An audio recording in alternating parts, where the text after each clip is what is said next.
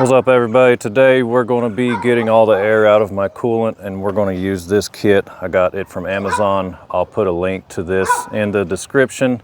So without further ado, let's get started. Thank you for watching, and don't forget to subscribe to my channel. So the first step you want to do is just drain the coolant, all of it.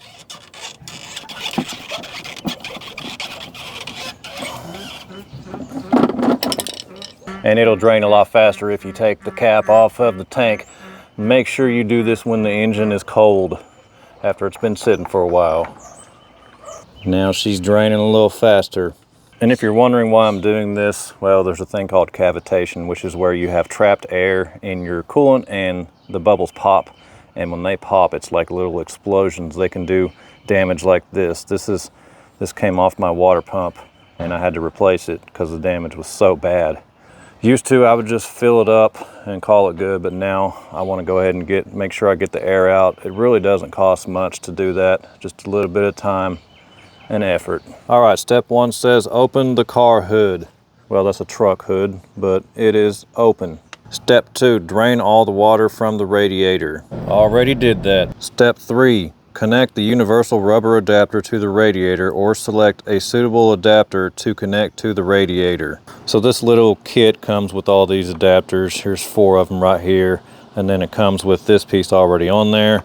And this is the universal adapter. Don't get any ideas with this, boys. Well, that might just be me, but anyway, this adapter actually works perfect for my truck, so we didn't have to change anything. As you can see, it fits down in there really tight. You got to push it down in there. Now what's cool about this is you can turn this piece and it will make that piece of rubber expand. See, this is threaded, so as this goes down, it's going to expand out that rubber. Okay, step 4, ensure all switches are off. That's on right now. Turn it that way to turn it off. Connect the thin tube and the tail interface, and then connect to the radiator, as shown in figure 1. The way they worded this is confusing. What they mean by thin tube is this piece, and what they mean by rear interface is this piece. Don't hook up the air compressor hose yet like I've done. Pull it and it'll snap just like that. And then go ahead and hook it up to your radiator or your surge tank. Also, before we go on to the next step, there's 2 things they don't tell you in the instructions. You want to go ahead and, if you're using this kind of fitting, go ahead and turn it until it's tight. We want to make sure no air gets in there. It's pretty tight. And then you want to make sure that it blocks off your vent. So if it's not blocking off your vent, you're going to have to block off the vent yourself. Mine comes down here, so I would stick something on the end of this, or maybe just crimp it like that. Step 5, connect the air intake tube. Now they don't say in this, but you want to be sure that you either have no pressure built up in your air compressor or just disconnect the line before you do any of this. Turn on the air intake switch and connect the air pump to the vacuum until the pressure reaches 50 to 60 centimeters mercury. I had to look that one up, boys. I didn't know what the hell HG meant. And then close the valve switch. Okay, so we're going to go ahead and turn this on. And I'm going to connect my air. Probably can't do this with one hand. Okay, it's on there now. So let's hook it up. When I first did this, I thought I was doing something wrong because so much air was blowing out, but it has to do that for the vacuum to work right. I watched a bunch of videos on this just to make sure I was doing it right. Now you have to take into account my truck holds about 10 gallons of antifreeze, so it's going to take a while to build that vacuum up. The vacuum will build pressure a lot faster on a car or a pickup.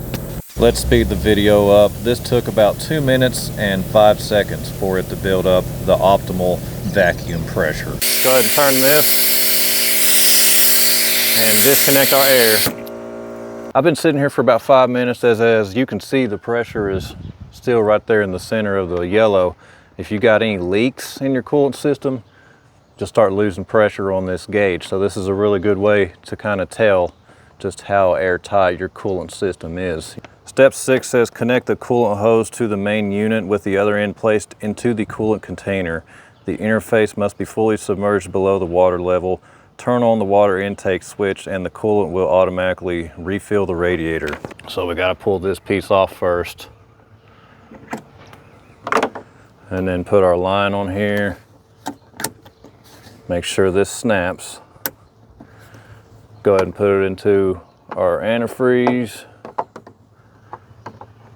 Turn it on. That's cool as hell. I sped this up to about 7 times normal playback speed. If you're wondering, this is a 5-gallon bucket, and this used about 3 gallons in about 1 minute and 20 seconds. So as you can see, the coolant is down to here. Once it gets down to about this level, we're going to shut this back off. Okay, that's probably good enough. So at this point, you can either switch out buckets, or you can just refill the bucket you're using and then turn this back on.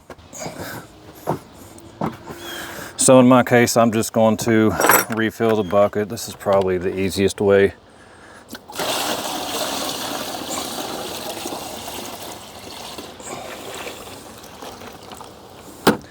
And turn it back on. Oh, and I meant to tell you guys, there's a screen on the other end of that tube that goes into the bucket, so it'll keep your coolant from having any debris go back into it. All right, boys, we're almost there. We got no more vacuum left. That's just what happens when it refills the system. And we're up to about here on our coolant, so the rest of it we're just going to dump in. And if you're wondering where I got these buckets, these come from Atwood's. This one here is 5-gallon. This one I think is 3-gallon. So just to pull this out, you want to go ahead and make sure you unscrew this and then pull it on out. That's it. Now, as far as cleaning all this stuff, it doesn't really say, but here's my theory. Let's just dip it in some clean water, dip this whole assembly without the gauge. Now just hook it up to one end and it's going to blow air out of both of these ends. You can always like block one end off like this.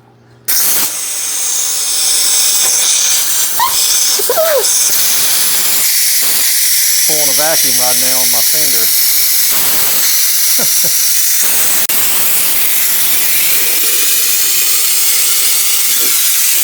I guess you could do this too.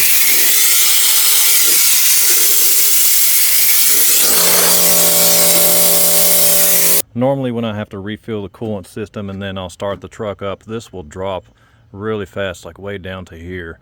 Let's see what it does this time. Turn on the truck.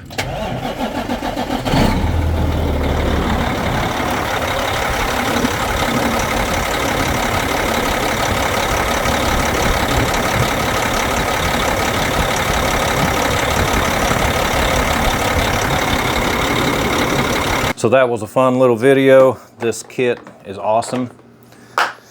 Be sure to check out the link for this in the description. Make sure you keep an eye on that coolant level. And I guess we'll see you on the next one, guys. Be sure to like and subscribe, comment, or just don't do anything. It's all good. No hard feelings. Peace.